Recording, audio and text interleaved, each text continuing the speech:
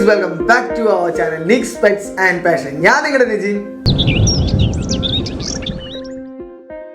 അപ്പോൾ ഇന്ന് നമ്മൾ സംസാരിക്കാൻ പോകുന്നത് ലിയസ് മക്കാവോ അതുപോലെ തന്നെ ഇൻഡിഗോ മക്കാവോ എന്ന് പറയുന്ന ഒരു ബ്രീഡിനെ കുറിച്ചാണ്. മക്കാവോ ബ്രീഡിൽ തന്നെ സൗത്ത് അമേരിക്കയിൽ സിറ്റുവേറ്റഡ് ആയിട്ടുള്ള ബ്ലൂ കളർ ആയിട്ടുള്ള മക്കാവോസിനെയാണ് ഈ പറയുന്ന ലിയസ് മക്കാവോ അഥവാ ഇൻഡിഗോ മക്കാവോ എന്ന് അറിയപ്പെടുന്നത്. നിങ്ങൾക്ക് അറിയാം, ലാർജസ്റ്റ് പാരറ്റ് സ്പീഷീസ് ആണ് വേൾഡിലെ ഈ മക്കാവോസ് എന്ന് പറയുന്ന ബ്രീഡ്. ബട്ട് ഈ ഒരു പാരറ്റിന് ഒരു പ്രത്യേകത ഉണ്ട്. ഇതൊരു English poet, British poet Edward Lear എന്ന് പറയുന്ന പോയിന്റിന്റെ പേരിന് ശേഷം ഇട്ടതാണ്ട ഈ ലിയസ് മക്കാവോ എന്ന് പറയുന്ന പേര്. ഇതിന്റെ ഒരു കളറൊക്കെ കണ്ടിട്ട് സയന്റിസ്റ്റുകൾ എന്ത് വിചാരിച്ചു എന്ന് വെച്ചാൽ ഇതൊരു ഹൈബ്രിഡ് ആയിട്ടുള്ള ഒരു മക്കാവോ ആവാൻ ചാൻസ് ഉണ്ട്. അതുപോലെ തന്നെ നമ്മുടെ ഹൈസിൻ മക്കാവോ, ഗ്ലോക്കോസ് മക്കാവോ എന്ന് പറയുന്ന പാരറ്റ്സ് ആണെന്ന് വിചാരിച്ചിരുന്നു. ഈ ഒരു ബേർഡിന്റെ ലെങ്ത് 75 സെന്റിമീറ്റർ ആണ്. അതുപോലെ തന്നെ ഇതിന്റെ വെയിറ്റ് എന്ന് പറഞ്ഞ 1 കിലോ എടുത്താണ്, ഏതാണ്ട് 950 ഗ്രാം ആണ്. അതുപോലെ ഇതിന്റെ കളർ എന്ന് പറഞ്ഞ മെറ്റാലിക് ബ്ലൂ ആണ്, മഞ്ഞ് ഗ്രീനും മിക്സ് വരുന്നുണ്ട് അവരുടെ ബോഡിയിലെ. പിന്നെ ഇവരുടെ പീക്കാണ്, അത് ഡാർക്ക് ബ്ലാക്കിന്റെ താഴെ ഒരു യെല്ലോ കളർ പാച്ച് വരുന്നുണ്ട്.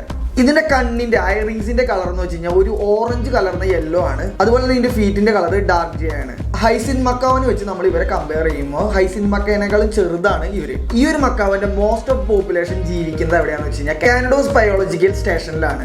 ഇവര് നെസ്റ്റ് ചെയ്യുന്നത് സാൻഡ്സ്റ്റോൺ ക്ലിഫുകളിലാണ്. ഇവരെന്ത് ചെയ്യുന്നു വെച്ചാൽ ഈ ക്ലിഫുകളിൽ ചെറിയ ഹോളുകൾ ഉണ്ടാക്കിയിട്ട് ഇവരുടെ സലൈവ് വെച്ചാണ് ഇവർ നെസ്റ്റ് ഉണ്ടാക്കുന്നത്. 95% ഇവർ കഴിക്കുന്ന ഫുഡ്, ഇവരുടെ മെയിൻ ഫുഡ് എന്താണെന്ന് വെച്ച് കഴിഞ്ഞാൽ ലുക്കേറി പാമാണ്. ഇപ്പൊ ലോകത്തിൽ ഇവർ കുറച്ച് എണ്ണമേ ഉള്ളൂ. അതിന് മെയിൻ ആയിട്ടുള്ള കാരണം ഈ ഒരു കാരണമാണ്. 95% ഈ ലുക്കേറി പാം മാത്രമാണ് ഇവർ കഴിക്കുക.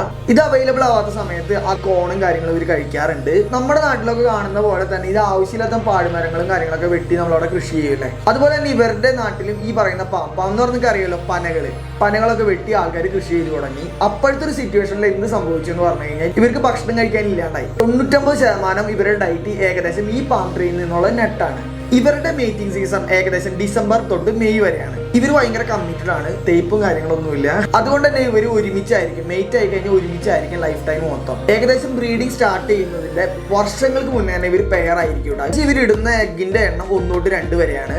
ഇത് ഇയർലി ആണ് ഇവർ ബ്രീഡ് ആവുക. ഇൻക്യുബേഷൻ കഴിഞ്ഞിട്ട് ഏകദേശം 4 മാസം കൂടെ ഇവർക്ക് പപ്പും പൊടിയും കാര്യങ്ങളൊക്കെ വന്ന് ഒന്ന് വലുതായി കിട്ടാൻ. പക്ഷെ 1 വർഷം വരെ ഇത് പാരന്റ്സിനെ ഡിപ്പെൻഡ് ചെയ്തായിരിക്കും ജീവിക്കുന്നത്.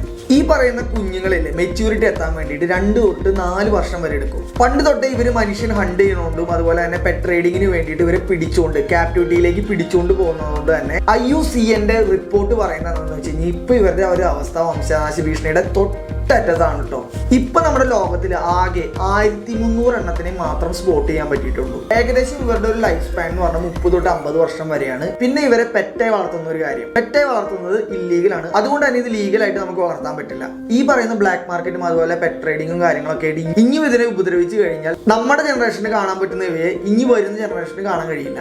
അപ്പൊ ഇതൊക്കെയാണ് ലിയസ് മക്കാവിനെ കുറിച്ച് പറയാനുള്ളത്. ദിസ് ഈസ് നേജിങ് സൈനിങ് ഓഫ്. ടക്ക് എന്ന് പോയിട്ട് ഫുൺ വരാം. Bye guys.